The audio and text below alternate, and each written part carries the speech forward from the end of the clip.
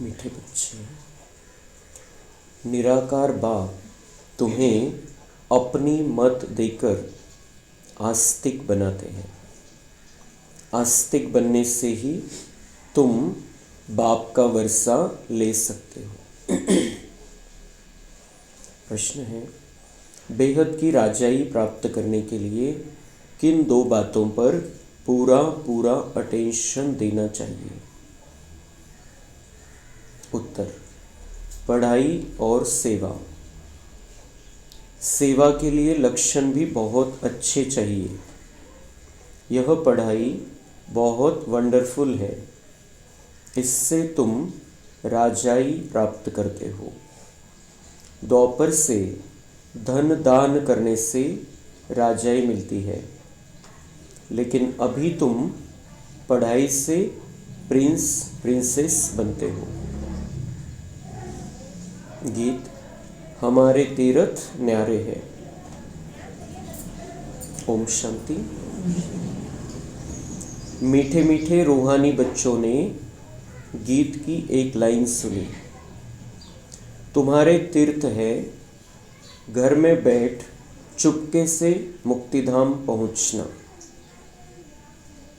दुनिया के तीर्थ तो कॉमन है, तुम्हारे है न्यारे। मनुष्यों का बुद्धि योग तो साधु संतों आदि तरफ बहुत ही भटकता रहता है। तुम बच्चों को तो सिर्फ बाप को ही याद करने का डायरेक्शन मिलता है, वह है निराकार बाप। ऐसे नहीं कि निराकार को मानने वाले निराकारी मत के ठहरे। दुनिया में मत मतांतर तो बहुत है ना। यह एक निराकारी मत निराकार बाप देते हैं, जिससे मनुष्य ऊंचते ऊंच पद जीवन मुक्ति व मुक्ति पाते हैं। इन बातों को जानते कुछ नहीं है, सिर्फ ऐसे ही कह देते निराकार को मानने वाले हैं।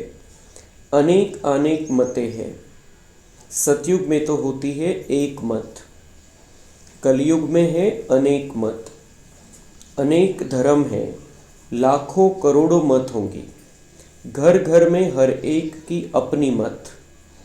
यहाँ तुम बच्चों को एक ही बाप ऊंचते ऊंच मत देते हैं, ऊंचते ऊंच बनाने की। तुम्हारे चित्र देखकर बहुत लोग कहते हैं यह क्या बनाया है, मुख्य बात क्या है? बोलो, यह रचता और रचना के आदि मध्य अंत का ज्ञान है, जिस ज्ञान से हम आस्तिक बनते हैं। आस्तिक बनने से बाप से वर्षा मिलता है, नास्तिक बनने से वर्षा गवाया है। अभी तुम बच्चों का धंधा ही यह है, नास्तिक को आस्तिक बनाना। यह परिचय तुमको मिला है बाप से। त्रिमूर्ति का चित्र तो बड़ा क्लियर है। ब्रह्मा द्वारा ब्राह्मण तो जरूर चाहिए ना, ब्राह्मणों से ही यज्ञ चलता है। यह बड़ा भारी यज्ञ है। पहले पहले तो यह समझाना होता है कि ऊंचते ऊंच बाप है। सभी आत्माएं भाई भाई ठहरी, सभी एक बाप को याद करते हैं, उनको बाप कहते हैं। वर्षा भी रचता बाप से ही मिलता है, रचना से तो मिल न सके, इसलिए ईश्वर को सभी याद करते हैं। अब बाप है ही स्वर्ग का रचयिता और भारत में ही आते हैं, आकर यह कार्य करते हैं। तो बाबा स्वर्ग का रचयिता है, नई दुनिया की रचना करने वाला है, और वो सबका बाप है, इसलिए उसी से सबको वर्षा मिल सकता है। वारसा हक्क बापाकडून मिळत असतो, बच्चांकडून भावांकडून नहीं मिळत। तो भगवान हमारा बाप है, स्वर्ग की रचना करता है, तो स्वर्ग हमें वर्षे में मिलता है डायरेक्ट बाबा से। तो वो क्या करता है, कैसे आकर ये कार्य करता है, हम उसके साक्षीदार हैं, हम साक्षी हैं, हम उसको देख रहे हैं। उसका ये कार्य जो चल रहा है हम उसको देख रहे हैं, हम उसको समझ रहे हैं डायरेक्ट। तो बाबा म्हणते तुम्ही आस्तिक बनताय आता, क्योंकि अभी तुमने बाप को जाना है, पहचाना है, समझा है और उसकी बातों को समझकर जीवन में लाया है. बाकी नुसतं शिवबाबाची पूजा करताय किंवा एका निराकारला मानणारे, एका निराकारला मानणारे पण खूप लोक आहेत. ते म्हणतात परमात्मा निर्गुण निराकार आहे. बरेच जण म्हणतात, बरेच साधू संन्यासी पण म्हणतात की परमात्मा कसा आहे, त्याचा परिचय नाही, काही नाही, पण म्हणायला काय म्हणतात, परमात्मा निर्गुण और निराकार है. तो बाबा म्हणते भले ही वो निराकार को मानते, लेकिन निराकार की मत तो नहीं ले रहे हैं. निराकार की मत, निराकार का मार्गदर्शन उनको नहीं मिलता है. निराकार परमात्मा के महावाक्य वो नहीं सुनते हैं. भले निराकार को मानते हैं लेकिन निराकार की नहीं मानते. निराकार परमात्मा शिव आकर जो समझाता है वो बातें तो वो मानते ही नहीं है. मतलब मानते नहीं क्योंकि सुनते नहीं है, और सुनते भी है, कुछ समय सुनते भी है तो समझते नहीं है. तो बाबा म्हणता है कि आप बच्चे बहुत महान बच्चे हो और तुम्हें ही वर्षा मिलता है, क्योंकि वो सिर्फ मानते हैं, समझते नहीं है, जानते नहीं है, प्रैक्टिकल में चलते नहीं है, तो वो नास्तिक है. और तुम आस्तिक हो क्योंकि तुमने भगवान को जान लिया है और उसके मत पर चल रहे हो डायरेक्ट. तो अब तुम्हारा धंधा, अब भगवान का धंधा और हमारा धंधा है नास्तिक को आस्तिक बनाना. ते नास्तिक झालेले दुनियेमध्ये जो परमेश्वराला मानत नाही त्याला नास्तिक म्हणतात, आणि जो परमेश्वराला मानतो त्याला आस्तिक म्हणतात. बाबा हमें समझाते हैं नास्तिक किसको कहते हैं, जो भगवान को जानता ही नहीं है, मानता है सिर्फ, त्याचं नाव, रूप, देश, काल काही माहिती नहीं, तो वो कौन है, नास्तिक. भले ही वो बहुत बहुत पूजा पाठ करता है, बहुत भक्ति करता है, बहुत तीर्थ यात्राएं करता है, लेकिन अगर वो जिससे कनेक्शन जोड़ना है, जो परमात्मा है, उसको जानता ही नहीं, तर बाबा म्हणतात ते नास्तिक आहे. आणि अशा नास्तिकांना आस्तिक बनवणं आपलं कर्तव्य आहे. तो बाबा म्हणते अभी तुम्हारा लक्ष्य ही होना चाहिए कि अभी हमें सबको बाबा का परिचय देना है, उनको सच्चाई के रास्ते पर लाना है, उन्हें ये सत्य ज्ञान समझाना है. तो ये सेवा अभी बहुत बहुत ज़रूरी है. कल भी बाबा ने हमें प्रेरणाएं दी सेवा के बारे में, शिवरात्रि के उपलक्ष्य में. आज भी बाबा उसको कंटिन्यू कर रहा है कि बेचारे ये सब जानते नहीं है. बड़े बड़े साधु सन्यासी भी नहीं जानते हैं, उन्हें पता ही नहीं है मेरे बारे में, तो उनको ये सारी बातें समझाओ. निराकार की मत उन तक पहुंचनी चाहिए. वो सिर्फ निराकार को मानने वाले नहीं हो, उनकी मत पर चले, और उनकी मत पर चलने के लिए, उसकी मत लेने के लिए उनको आना पड़ेगा. और उसकी मत मिलती है मुरली से, तो मुरली सुनने के पहले उनका कोर्स कराना पड़ेगा, उन्हें समझाना पड़ेगा कि भगवान कौन है और कौन हमें मार्गदर्शन करता है, और उसके मार्गदर्शन से हम वर्षा प्राप्त करते हैं और मनुष्य से देवता बन जाते हैं. हे त्यांना समजून सांगावं लागेल. तर जितक्यांचा कोर्स आपल्याला करून घेता येईल तितक्यांचा कोर्स करायचा आहे. ते नास्तिकपासून आस्तिक झाले पाहिजे, त्यांना समजलं पाहिजे परमेश्वर या धर्तीवरती आलेला आहे, आणि आता ही दुनिया महापरिवर्तनाच्या त्या बिलकुल अंतिम समयामध्ये आलेली आहे. आणि त्याच्या आधी ती जी महापरिवर्तनाची फुल फोर्सची प्रक्रिया सुरू होण्याच्या आधी त्यांनी येऊन काही ना काही आपलं भाग्य प्राप्त केलं पाहिजे. असं आता तशीही खूप वेळ निघून गेलेली आहे, पण तरी जे काही येतील आपलं थोडंफार भाग्य तर बनवून घेऊ शकतात. म्हणून आपण जितक्यांना हा बाबांचा परिचय देता येईल तितक्यांना तो द्यायचा आहे आपल्याला. आपण तशी आता व्यवस्था केलेली आहे, तर त्याप्रमाणे आपण अनेकांना बाबांपर्यंत पोहोचवायचं आहे.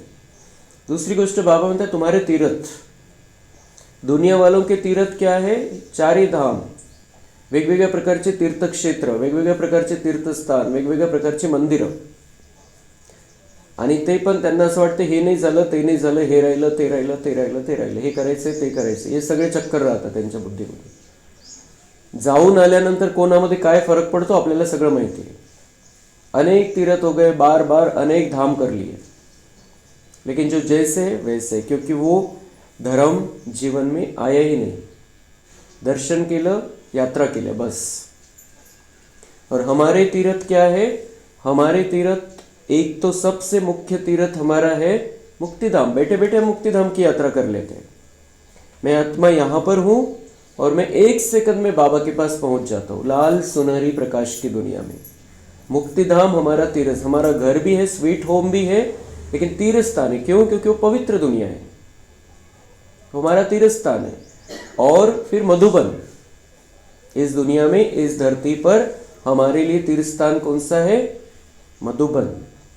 वो इस जन्म का, ब्राह्मण जीवन का हमारा घर है, लेकिन तीर्थ स्थान भी है क्योंकि वहां पर पवित्रता है, भगवान आता है उस धरती पर, इसलिए वो हमारा तीर्थ स्थान है. और मधुबन में इतने सारे धाम बनाकर रखे हैं. आणि हे जे आपण तिथं जातो, तर त्यावेळेला जेव्हा आपण पांडव भवनला आहे, आपण असं नाही होत की आपण एक धाम केलं आणि परत आलो तिथून. पांडव भवनला 4 धाम आहे. बाबाची कुटिया, बाबाचा कमरा, हिस्ट्री हॉल आणि शांतीधाम. असं कधीच होत नाही की आपण पांडव भवनच्या गेटमधून मध्ये गेलो आणि एकाच ठिकाणी जाऊन रिटर्न आलो. कोणीच येत नाही तसं. आणि म्हणून भक्ती मार्गामध्ये 4ही धामला महत्त्व आलं असेल. 4ही धामला जे महत्त्व आलेलं आहे ते पांडव भवनचे 4ही धाम आहे. हे सगळ्या गोष्टी संगमयुगामधून घेतलेल्या. दुसरं, मग आपण शांतिवनमध्ये असतो तर आपले जेवढे धाम आहे तेवढे करावेच वाटतात.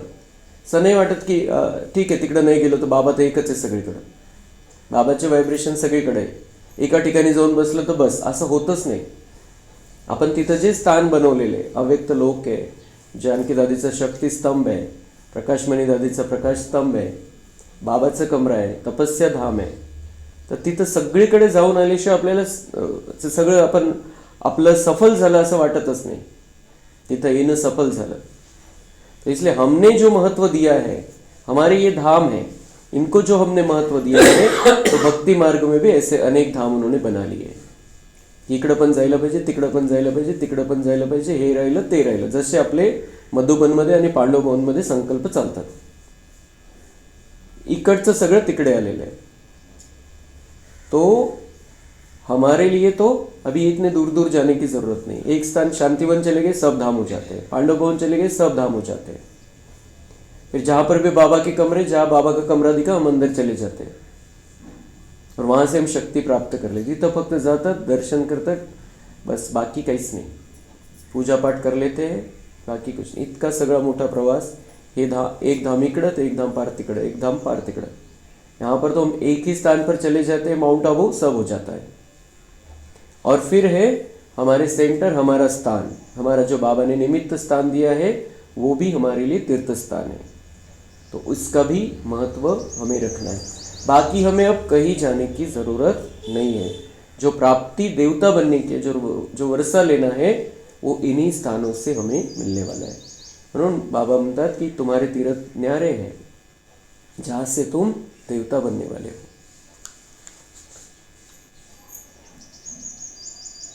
बाबा भारत को ही आकर स्वर्ग बनाते हैं. नई दुनिया बाप ही स्थापन करते हैं. यह पुरुषोत्तम संगम युग भी गाया हुआ है. यह सारा ज्ञान बुद्धि में टपकना चाहिए. कोई का योग है तो फिर ज्ञान नहीं, धारणा नहीं होती. सेवा करने वाले बच्चों को ज्ञान की धारणा अच्छी हो सकती है. सेवा वाढवली, सेवेची भावना असेल तर ज्ञानाची धारणा पण चांगली होईल. कारण आपण सेवा करतो तर ॲटोमॅटिक ते येतं की मला पण सगळं माहीत झालं पाहिजे. जसं आपण काय ठरवलं तर आपल्याला दुसऱ्यांचा कोर्स करवायचा आहे, तर आपल्याला तर सगळं माहिती पाहिजे, आपल्याला उदाहरण देता आलं पाहिजे. तो जैसे हमारे सेवा के विचार चलने लगते हैं, हमें याद आता है कि हमें भी हमारे अंदर वो लेना है. पहले तो हमारे अंदर होना चाहिए. तो बाबा काय म्हणतात, सेवा करने वाले बच्चों को ज्ञान की धारणा अच्छी हो सकती. सेवेची भावना आली, ऑटोमॅटिक ज्ञानाकडे आपण आकर्षित होतो स्वतःच. बाप आकर मनुष्य को देवता बनाने की सेवा करे और बच्चे कोई सेवा न करे तो वह क्या काम के? भगवान कह रहे तुम मेरे बच्चे हो और मैं सेवा पर आया हूँ, और बाप सेवा करे और बच्चा बैठा है. तो बाबा बोलते ये अच्छा लगता है क्या? तो वह दिल पर चढ़ कैसे सकते हैं? बाप सेवा कर रहा है, बाप काम कर रहा है और बच्चा आराम से बैठा है. तो बाबा म्हणते हैं वो बच्चे दिल पर कैसे चढ़ सकते हैं? म्हणून आपल्याला हे जे सेवेचं जीवन आहे ते बिलकुल संपूर्णपणे स्वीकारायचं आहे. आपल्याकडून प्रत्येक क्षणी सेवा झाली पाहिजे. आपण योग करतोय ती पण सेवा आहे. आपण मुरली ऐकतोय, आता एकदम सगळ्या संसारिक गोष्टींपासून कटून बसलेलो आहे, आपण स्थिर होऊन बसलेलो आहे. आपण व्यर्थचा विचार आपल्या मनामध्ये येत नाही, इतके शुद्ध बाबांचे महावाक्य आपण ग्रहण करतोय, त्या व्हायब्रेशनमध्ये मुरली ऐकतोय. ही पण एक प्रकारची सेवा आहे. स्वतःची सेवा आणि विश्वाची सेवा सोबत सोबत कंटिन्यू चालली पाहिजे. बाप कहते ड्रामा में मेरा पार्ट है रावण राज्य से सबको छुड़ाना. तो रावण राज्य से सबको छुड़ाना बाबा का पार्ट है, ये बाबा की सेवा है. तो हमें भी ये सेवा हाथ में लेनी है. हमारा भी पार्ट ये होना चाहिए, रावण राज्य से सबको छुड़ाना है. सब रावण की चंगुल में, त्यांना त्याच्यात कब्जातून सोडवायचे आपल्याला. जो बाबा का कर्तव्य है वो अब हमें अपने हाथ में लेना है. हम बाबा के राइट हैंड बच्चे हैं, हमें अपने हाथ में वो कर्तव्य लेना है. प्रदर्शनी से भी प्रजा तो लाखों बनती रहती है ना, राजाए थोड़े होते हैं, उन्हों की प्रजा तो करोड़ों की अंदाज में होती है. प्रजा ढेर बनती है, बाकी राजा बनाने लिए पुरुषार्थ करना है. जो जास्ती सेवा करते हैं वे जरूर ऊंच पद पाएंगे. तो प्रजा तो बाबा मतलब प्रजा तो करोड़ों के अंदाज में होती है, राजे तो थोड़े होते हैं. तो जो ज़्यादा सेवा करेंगे वो राजा बनेंगे, उनको ऊंच पद मिलेगा. और जो कुछ नहीं, आए चले गए, कोर्स किया, कुछ दिन मुरली सुनी, वो प्रजा में आ जाएंगे. प्रजा भी चाहिए. सिर्फ राजा किस पर राज करेगा? प्रजा चाहिए. तो बाबा म्हणता है वहाँ पर वहाँ की वो जो संख्या है, वो जो देवी देवताएं हैं, वो जो क्वालिटी वाली आत्माएं हैं, उनको इस ज्ञान में लेकर आना है. फिर उनके पुरुषार्थ पर है. वो अगर पुरुषार्थ अच्छा करेंगे, सेवा करेंगे, धारणा करेंगे, योग करेंगे तो राजा बन जाएंगे. विश्व के आत्माओं की पालना करेंगे तो राजा बन जाएंगे. नहीं तो वो उनका भाग्य है, वो प्रजा में तो आ ही जाएंगे.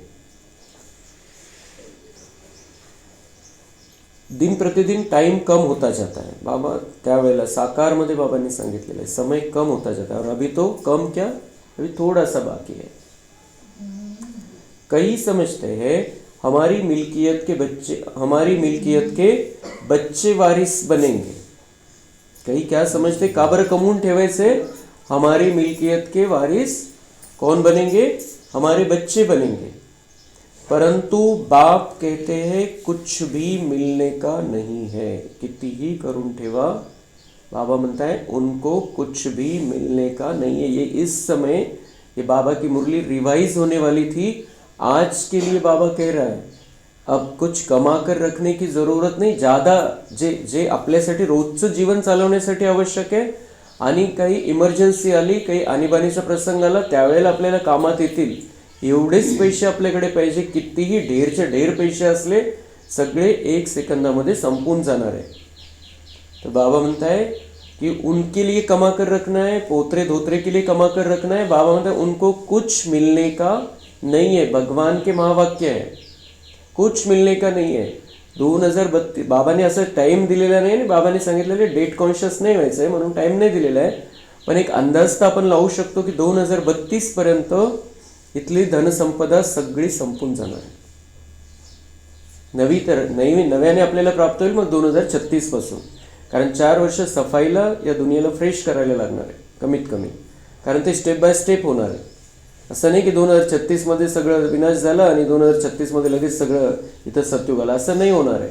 स्टेप बाय स्टेप सगळे या गोष्टी होणार आहे. म्हणून 2032 पर्यंत हे सगळं संपायला पाहिजे. इथं जे दिसतंय आपल्याला, तो हमारे पास जो कुछ भी है ज़्यादा से ज़्यादा 2032 तक रहने वाला है. ये हम मान कर चलते हैं. बाबा ने नहीं बताया है, लेकिन हम ये मान कर चलते हैं कि 2032, क्योंकि 36 में या 37 में तो श्री कृष्ण आने वाला है. तो उसकी तैयारी तो पहले करनी पड़ेगी. तो 3-4 वर्ष तर लागतील सगळं काही एकदम स्वर्गीय इथं वातावरण बनण्यासाठी. तो इसलिए 32 मतलब क्या, अभी 25 में हम आ गए हैं. 7 वर्ष अगर हमारा जीवन भी चला तो ज़्यादा से ज़्यादा 7 वर्ष चलने वाला है. क्योंकि हमारा पार्ट साफ सफाई करने का नहीं है, हमारा पार्ट देवी देवताओं के माँ बाप बनने का भी नहीं है. कारण त्यावेळेला वय किती लागेल त्यांचं. जे नवीन आपण पुन्हा जन्म घेऊ, आणि देवी देवतांना जन्म देऊ तर त्यावेळेला वय किती लागेल. इसलिए हमारा वो पार्ट नहीं है, फिक्स है. तो 2032 तक हम परमधाम जाने वाले हैं, बिल्कुल फिक्स है. 2032 ज़्यादा से ज़्यादा. तो 7 साल के लिए जो करना है वो करना है बस. तो दिन प्रतिदिन टाइम कम होता जाता है. कई समझते हमारे मिल्कियत के बच्चे वारिस बनेंगे, परंतु बाप कहते कुछ भी मिलने का नहीं है. सारी मिल्कियत खाक में मिल जाएगी. म्हणजे त्याच्यामध्ये जे वेळ घालवतात त्याच्यासाठी बाबा म्हणतात, ते म्हणतात की आम्हाला वेळच नाही, आम्हाला हे करायचं ते करायचं आहे, वेळच नहीं हमारा. फिर वो ज्ञान भी लेते नहीं, बाबा के बनते नहीं, भाग्य बनता नहीं. उनको समझ में नहीं आ रहा है कि क्या होने वाला है. अभी सगळं सांगून वैज्ञानिक सांगायला लागलेले आता, पण तरी सुद्धा त्याच्या पूर्ण त्याच चक्करमध्ये. तो ये कम से कम हम बच्चों को तो पक्का हो जाना चाहिए. सारी मिल्कियत खाक में मिल जाएगी. वह समझते हैं पिछाड़ी वाले खाएंगे. धनवान का धन खत्म होने में कोई देरी नहीं लगती है. धनवान का धन, किती धन असू द्या, तिथं भूकंप झाला त्या ठिकाणी किंवा एखाद्याने अटॅक केला, आग लागली, किती वेळ लागेल ते संपायला, किती केलेलं असू द्या. मौत तो सामने खड़ा ही है, कोई भी वर्षा ले नहीं सकेंगे. बहुत थोड़े हैं जो पूरी रीति समझा सकते हैं. जास्ती सेवा करने वाले ही ऊंच पद पाएंगे. तो हमें इन बातों को समझना भी है और समझाना भी है, लेकिन समझाने के पहले उन्हें बाबा समझाना है. बाबा को ने किसने ये सारी बातें बताई है, और जो समझाएंगे जो समझेंगे वो ऊंच पद पाएंगे. तो उन्हों का रिगार्ड भी रखना चाहिए, इनसे सीखना है. 21 जन्म के लिए रिगार्ड रखना पड़े, ऑटोमेटिक जरूर वह ऊंच पद पाएंगे. तो रिगार्ड तो जहां तहां रहना ही है. बाबा मतलब मान सम्मान सब कुछ मिलेगा तुम्हें, बहुत अच्छी रीति से धारणा करो, समझाओ. खुद भी समझ सकते हैं, जो मिला सो अच्छा है, इसमें खुश होते हैं. बेहद की राजाई के लिए पढ़ाई और सेवा पर पूरा अटेंशन चाहिए. यह है बेहद की पढ़ाई. यह राजधानी स्थापन हो रही है ना, इस पढ़ाई से यहाँ तुम पढ़कर प्रिंस बनते हो. कोई भी मनुष्य धन दान करते हैं तो वह राजा के पास व साहूकार के पास जन्म लेते हैं, परंतु वह है अल्पकाल का सुख. तो इस पढ़ाई पर बहुत अटेंशन देना चाहिए, सेवा का फिक्र रहना चाहिए. हम अपने गांव में जाकर सेवा करें, बहुतों का कल्याण हो जाएगा. तो बाबा हमें प्रेरणाएं दे रहे हैं कि सबकी, गांव वालों की सबकी सेवा करनी है. क्योंकि बाबा म्हणता है ये जो दान पुण्य करने से राजाई मिलेगी द्वापर के बाद, लेकिन अगर स्वर्ग की बादशाही चाहिए, स्वर्ग में राजा बनना है, तो यहाँ पर ये ईश्वरीय कार्य करना पड़ेगा. अच्छा, मीठे मीठे सिक्के लधे बच्चों प्रति माता पिता बाप दादा का याद, प्यार और गुड मॉर्निंग. रूहानी बाप की रूहानी बच्चों को नमस्ते. हम रूहानी बच्चों की रूहानी बाप दादा को याद, प्यार, गुड मॉर्निंग, नमस्ते.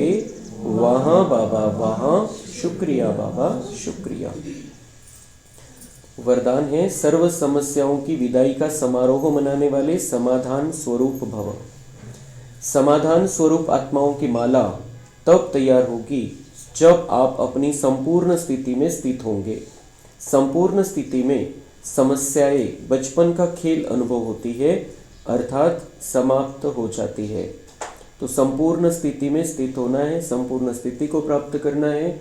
हमारी संपूर्णता है, हम ओरिजिनल सतो गुणी आत्माएं हैं, ये हमारी संपूर्णता है. हम सतयुगी पहले नंबर में आने वाले, श्री कृष्ण के साथ जन्म लेने वाले नंबर 1 देवता आहे, ये हमारी संपूर्णता आहे. तर त्या स्थितीमध्ये स्थित राहायचं आहे. जर आपण त्या स्थितीमध्ये स्वतःला बघत राहू तर बाबा म्हणते समस्या आहे बचपन का खेल अनुभव होगी. जसं लहान मुलाला सगळ्या गोष्टी खेळ वाटतात, ज्यावेळेस जोपर्यंत त्याला गंभीरता नाही येत कोणत्याही गोष्टीची, तोपर्यंत तो खेळ समजतो, आणि खेळ समजतो म्हणून तो आनंदामध्ये असतो. किंवा काही थोडाफार प्रॉब्लेम जरी आला तर एक काही वेळ, आणि नंतर पुन्हा तो जसं काही झालंच नाही असं मजा घेतो प्रत्येक गोष्टीची. तर म्हणून बाबा म्हणतात की तुम्ही संपूर्ण स्थितीमध्ये स्थित व्हा, तर सगळ्या समस्या तुम्हाला, जसं लहानपणी तुम्ही खेळ खेळायचे, खेळ वाटायचं तुम्हाला सगळं, तशी स्थिती होऊन जाईल. समस्या नाही वाटणार, समस्या वाटणार नाही, म्हणजे जसं काही ती समाप्त झाली. जैसे ब्रह्मा बाप के सामने यदि कोई बच्चा समस्या लेकर आता था तो समस्या की बातें बोलने की हिम्मत भी नहीं होती थी. वह बातें ही भूल जाती थी, कारण त्यांना आपल्या ओरिजिनल स्थितीचा अनुभव होऊन जायचा ब्रह्माबाबांच्या समोर आल्यावर, आणि त्यामुळे ते कोणतीच समस्या घेऊन जरी आले बाबांकडे तर बोलू नाही शकायचे. ऐसे आप बच्चे भी समाधान स्वरूप बनो तो आधा कल्प के लिए समस्याओं का विदाई समारोह हो जाए. तो बाबा को बताना पड़ेगा यहाँ के सभी बच्चे समाधान स्वरूप ही है, क्योंकि कोई समस्या बताता भी नहीं है, समस्या है ही नहीं किसी के पास, म्हणजे सगळे समाधान स्वरूप झालेले. बाबांना सांगावं लागेल कि परसोड़ा के सभी बच्चे समाधान स्वरूप हो गए, किसी के पास कोई समस्या है ही नहीं, क्योंकि कोई बोलता ही नहीं अपनी समस्या के बारे में. तो समस्या का विदाई समारोह हो जाए. विश्व की समस्याओं का समाधान ही परिवर्तन है. जब हम बोलते हैं एक दूसरे से, जब हम शेयर करते हैं, समस्या के बारे में बोलते हैं, तो हम एक दूसरे का जो बाबा ने बताया है उस अनुसार हम मार्गदर्शन भी ले सकते हैं, क्योंकि हमें दूसरों की समस्याओं को दूर करना है. इसलिए हमें सदा समाधान स्वरूप रहना है, समस्याओं में घिर कर नहीं रहना है, नहीं तो पुरुषार्थ नहीं होगा, बढ़ नहीं पाएंगे हम. इसलिए समस्या कोई है, कोई प्रॉब्लम है, मन में कोई शंका है, तो हमें पूछना चाहिए. स्लोगन है, जो सदा ज्ञान का सिमरन करते हैं वे माया की आकर्षण से बच जाते हैं. माया आकर्षित, कोणत्याही प्रकारची माया आकर्षित कोणाला करणार नाही, जो ज्ञानाचं चिंतन करतो, ज्याला ज्ञानाचे पॉइंट्स बुद्धीमध्ये.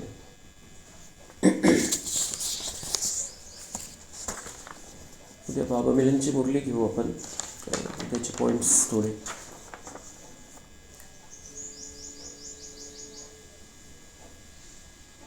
मीठे बच्चे, तुम अशरीरी बन जब बाप को याद करते हो तो तुम्हारे लिए यह दुनिया ही खत्म हो जाती है, देह और दुनिया भूली हुई है. ओम शांति. अपने को आत्मा समझ, अशरीरी बन, बाप को याद करो तो यह दुनिया खत्म हो जाती है. मृत्यू होतो तेव्हा काय होतं, आपण शरीर सोडतो, आणि शरीर सोडलं त्यावेळेला आपल्यासाठी दुनिया संपली. आपण शरीर सोडलं, दुनिया आपल्यासाठी मेली. तो बाबा म्हणते ये मरना, ये कौन सा मरना मैं सिखा रहा हूं, अपने को आत्मा समझ, अशरीरी बन, बाप को याद करो तो यह दुनिया खत्म हो जाए. दुनियाचं भान नाही राहणार. अपने को आत्मा समझ, बाप को याद करो. जे दुनियेचं भान नाही, खूप क्लिअर कनेक्शन बाबांशी, आणि त्यातून जो करंट येईल त्यामुळे आपल्यामध्ये धारणेची शक्ती येईल आणि पापकर्म भस्म होतील. यह शरीर इस पृथ्वी पर है, आत्मा इनसे निकल जाती है तो फिर उस समय उनके लिए मनुष्य सृष्टि है नहीं. आत्मा अशरीरी बन जाती है, फिर जब शरीर में आती है तो पार्ट शुरू होता है, फिर एक शरीर छोड़ दूसरे में जाकर प्रवेश करती है. वापस महातत्व में नहीं जाना है, उड़कर दूसरे शरीर में जाती है. यहाँ इस आकाश तत्व में ही उनको पार्ट बजाना है, मूल वतन में नहीं जाना है. भी मूल वतन की चाबियाँ बाबा ने बनाने के लिए कहा है, मूल वतन की चाबी ही नहीं बनी अभी, तो गेट ही नहीं खुले हैं. तो बाबा मतलब यहाँ वहाँ पर नहीं जाता है कोई. अभी यहाँ पर शरीर छूटा, दूसरे शरीर में चले जाते हैं. जब शरीर छोड़ते हैं तो न यह कर्म बंधन न वह कर्म बंधन रहता है, शरीर से ही अलग हो जाते हैं ना, फिर दूसरा शरीर लेते तो वह कर्म बंधन शुरू होता है.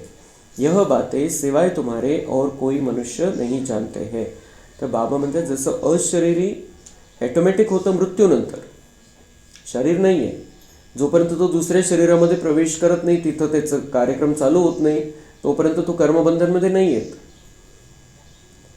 इथं बाबा आपल्याला काय शिकवतोय की तुम्ही जसं असं समजा की मी शरीरापासून बिलकुल अलग आहे, मी आत्मा आहे आणि बाबांशी कनेक्शन, तर त्यामध्ये पण तशी स्थिती जर तुमची बनत राहिली तर कर्मबंधन समाप्त होऊन जाते, कर्माचे जे खाते ते समाप्त होऊन जाते, बिल्कुल कर्मातीत अवस्था तुमची बनेल.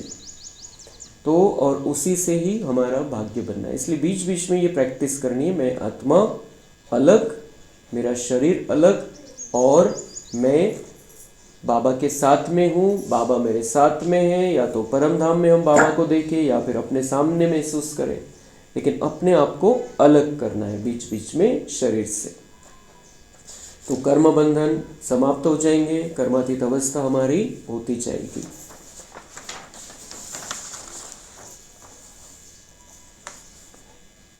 वर्ल्ड का मालिक ही वर्ल्ड की हिस्ट्री ज्योग्राफी समझा सकते हैं। वह नॉलेजफुल पुनर्जन्म रहित है। वर्ल्ड का मालिक शिव बाबा, वो समझता नहीं अपने को मालिक, लेकिन वही मालिक है।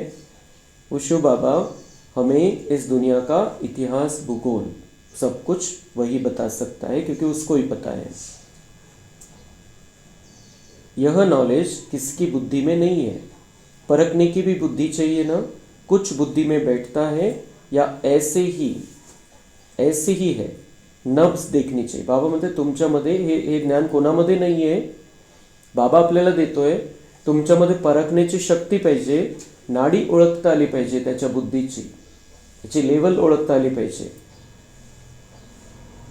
तर बघायचं आहे, परखायचं आहे की काही मी सांगतोय ते ह्याच्या बुद्धीमध्ये बसतंय की नाही, नुसतंच ऐकतोय, त्याचा काही उपयोग होणार नाही। बाबा म्हणते परखते आना चाहिए जब किसी से बात करते हो, त्याला इंटरेस्ट आहे की नहीं। परखने की बुद्धि भी चाहिए ना। कुछ बुद्धि में बैठता है या ऐसे ही है, नब्ज देखनी चाहिए। एक अजमल खां नामी ग्रामी वैद्य होकर गया है। कहते हैं देखने से ही उनको बीमारी का पता पड़ जाता था। अब तुम बच्चों को भी समझना चाहिए कि यह लायक है या नहीं। टाइम किती वेस्ट घालवायचा आहे। बाबा म्हणताय देख लेगा। कोणी वैद्य कोणी होऊन गेलं, त्याचं असं होतं नाडीसुद्धा बघायची गरज नाही, समोर बघितलं व्यक्तीला की तो सांगायचा याला बिमारी कोणती। तो ऐसे ही बाबा म्हणता है तुम तो सर्वशक्तिवान की संतान हो, तो तुम्हें ये बातें समझ में आनी चाहिए। इसको कितना समझाना है, किती सांगायचं आहे, काहीतरी एक सुरुवात करून बघायची, लक्षात येतं आपल्याला। जेव्हा मी ज्ञानामध्ये आलो, मी कोणालाही सांगत बसायचो, कोणी भेटलं तर त्याला सांगायचं। लेकिन धीरे धीरे समझ में आ गया कि ये कोई आत्मा का ही भाग्य रहता है जो इधर पहुंचता है। इसलिए हमें बहुत वेस्ट नहीं करना है अपना समय, लेकिन सब तक ये ज्ञान पहुंचना भी चाहिए, संदेश पहुंच जाना चाहिए। बाकी ज्या बाकीच्या गोष्टी आहे त्याला जर इंटरेस्ट असेल, त्याची जर कॅपॅसिटी असेल, आपल्याला लक्षात आलं की ये कुछ आगे बढ़ सकता है, तो हमें उसको ये बातें समझानी, नहीं तो संदेश देऊन मोकळं व्हायचं। बाबा कहते हैं देह को देखते हुए तुम मुझे याद करो। आत्मा को अब तीसरा नेत्र मिला है, मुझे देखने समझने का, उससे काम लो। बाबा ने अभी हमारा तीसरा नेत्र खोल दिया है, बुद्धि का तीसरा नेत्र खुल गया है, आत्मा अब जागृत हो गई है। तो बाबा म्हणत आहे आता ते नेत्र, जे बुद्धिरूपी नेत्र ते कामात आणा आणि मला बघा, मला समजून घ्या ते नेत्राच्या द्वारे। तुम बच्चे अभी त्रिनेत्री त्रिकालदर्शी बनते हो, परंतु त्रिकालदर्शी भी नंबरवार है। नॉलेज धारण करना कोई मुश्किल नहीं है, कोई मुश्किल नहीं है। बाबा बोलते नॉलेज धारण करना कोई मुश्किल नहीं है, सहज है। भगवान हमारा बाप है, कह रहा है कि बहुत सहज है, काहीच अवघड नाही। ज्ञान घेणं पण अवघड नाही आहे, धारण करणं पण अवघड नाही, कारण आपल्याला फक्त आपल्या ओरिजिनल स्थितीमध्ये पोहोचायचं आहे। त्यामुळे अवघड नाही, आपण ओरिजिनल तसेच होतो, जसं बाबा आपल्याला सगळं समजून सांगतात। त्यामुळे बाबा म्हणते याच्यामध्ये अवघड काहीच नाही आहे, तुम्हाला त्या ओरिजिनल अवस्थेला प्राप्त करायचे, फक्त जी तुम्ही गमावून बसलेले। बहुत ही अच्छा समझते हैं परंतु योग बल कम है। बहुत ही अच्छा समझते हैं, ज्ञानाला सगळे चांगले समजतात, परंतु का बरं धारण होत नाही, योग बल कम है। देही अभिमानीपणा बहुत कम है, जी आत्मिक स्थिती व्हायला पाहिजे ती कमी आहे। आत्मिक स्थिती कमी म्हणून योग बल, म्हणून योग नाही लागत, कनेक्शन नाही जुळत, म्हणून ताकद नाही प्राप्त होत बाबांकडून, आणि म्हणून अवघड जातं। म्हणजे काय पाहिजे, दोन गोष्टी पाहिजे। या ज्ञानाला जर सहजपणे आपल्या जीवनामध्ये आणायचंय, धारण करायचंय, धारणा मूर्त बनायचंय, तर आत्मिक स्थिती पाहिजे आणि योग करेक्ट पाहिजे बाबाजी। तो योग बल कम है, देही अभिमानीपना बहुत कम है। थोड़ी बात में क्रोध गुस्सा आ जाता है, गिरते रहते हैं, उठते हैं, गिरते हैं, आज उठे कल फिर गिर पड़ते हैं। देह अभिमान मुख्य है, फिर और विकार लोभ मोह आदि में फंस पड़ते हैं। तो देह अभिमान आने से, देह अभिमानी नहीं है, देह अभिमान आ जाता है तो सारे विकार आ जाते हैं। तो हमें अटेंशन इस बात का रखना चाहिए हमेशा कि मेरी स्थिति अभी देही अभिमानी की है या देह अभिमान, मैं अपने आप को आत्मा समझ रहा हूँ या शरीर समझकर चल रहा हूँ, शरीर के हिसाब से सामने वाले को देख रहा हूँ। तो अगर हम आत्मा समझते हैं तो बाबा से कनेक्शन रहेगा, वो ताकत भी आती रहेगी और फिर हम गिरेंगे नहीं, चढ़ते रहेंगे। देह में भी मोह रहता है ना, माताओं में मोह जास्ती होता है। अब बाप उससे छुड़ाते हैं। तुमको बेहद का बाप मिला है। बाबा हमें नष्टो मोहा बनना सिखाता है। अंतिम पेपर भी ये है। और जैसे भाई लोगों में अहंकार ज़्यादा होता है, माताओं में मोह ज़्यादा होता है। तो बाबा म्हणता है इस मोह को त्यागना है। मोह का स्थान स्नेह ने लेना चाहिए, रूहानी स्नेह सबके प्रति। तुमको बेहद का बाप मिला है, फिर मोह क्यों रखते हो? उस समय शकल बातचीत ही बंदर मिसल हो जाती है। जर मोह असेल तर बाबा म्हणताय चेहरा कसा, आणि जेव्हा तुम्ही स्ट्रॉन्ग असाल त्यावेळेला चेहरा कसा बघायचं। स्नेह, जब हम आत्मा समझकर स्नेह रखते हैं तो चेहरा बहुत फ्रेश रहेगा, बहुत स्ट्रॉन्ग मजबूत दिसेल व्यक्ती। आणि जेव्हा मोह आहे तर कमजोरी लक्षात येते तो चेहऱ्यावर। बाप कहते हैं नष्टो मोहा बन जाओ, निरंतर मुझे याद करो। लास्टचा पेपर नष्टो मोहा स्मृती स्वरूप, आणि त्याची प्रॅक्टिस लास्टच्या पेपरला, लास्ट समयला प्रॅक्टिस नाही होणार, अनंत काळाची प्रॅक्टिस, बहुत काळाची प्रॅक्टिस। त्यावेळेला त्या अंतिम पेपरमध्ये पास होणार आहे आपण। तर त्या स्थितीमध्ये राहायचं, नष्टो मोहा स्मृती स्वरूप, म्हणजे अंतिम सेकंद पण तसंच होईल आपला। पापों का बोझा सिर पर बहुत है, वह कैसे उतरे? परंतु माया ऐसी है, याद करने नहीं देगी, भल कितना भी माथा मारो, घड़ी घड़ी बुद्धि को उड़ा देती है। तर इतकं सहज नाही है, म्हणून बाबा हे सावधान करता है। इसलिए माया आएगी, अनेक तरीके से, अनेक प्रकार से आएगी, हमें प्रभावित करने का प्रयत्न करेगी। लेकिन बाबा अगर हमारे साथ में है और अगर हम शिव शक्ति के रूप में हैं तो माया हमारा कुछ भी नहीं बिगाड़ सकती। और आज जैसे बाबा ने कहा ज्ञान का सिमरन करते रहो तो माया आकर्षित नहीं कर पाएगी।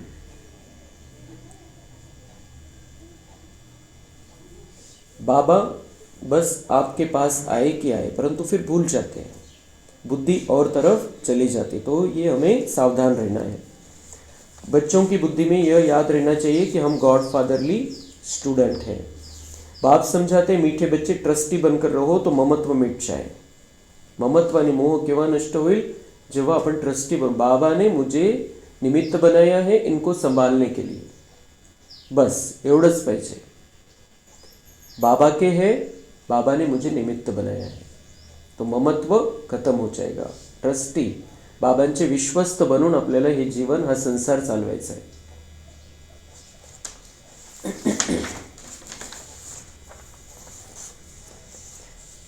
वरदान, ब्रह्मा बाप समान श्रेष्ठ ते श्रेष्ठ तस्वीर बनाने वाले परोपकारी भव। श्रेष्ठ स्मृति और श्रेष्ठ कर्म द्वारा तकदीर की तस्वीर तो सभी बच्चों ने बनाई है। अभी सिर्फ लास्ट टचिंग है संपूर्णता की, व ब्रह्मा बाप समान श्रेष्ठ से श्रेष्ठ बनने की।